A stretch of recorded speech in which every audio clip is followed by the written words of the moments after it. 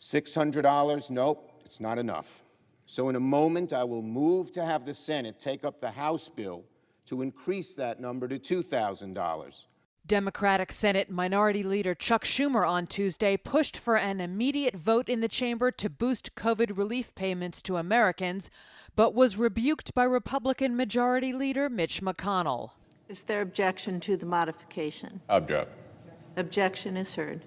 McConnell was vague on when or if the Senate would take up the House bill, passed one day earlier, that increases relief checks from $600 to $2,000 as requested by President Trump.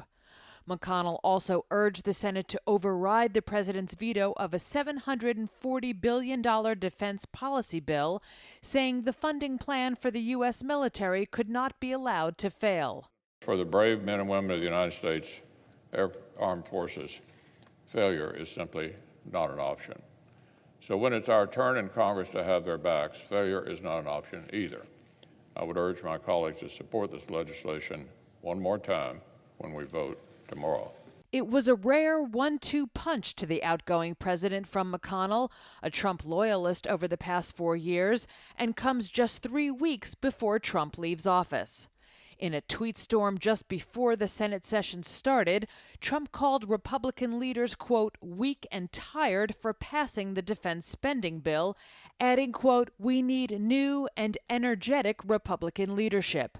Trump is angry at members of his own party for not fully backing his false claims of fraud in his November election loss to President-elect Joe Biden, as well as their efforts to override a presidential veto for the first time since he took office in 2016, and their opposition to bigger aid checks. I don't want to hear it, that it costs too much to help working families get a check when they're struggling.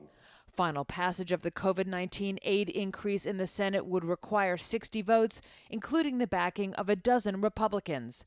With the new Congress due to be sworn into office on Sunday, lawmakers have only a short time to act on the measure.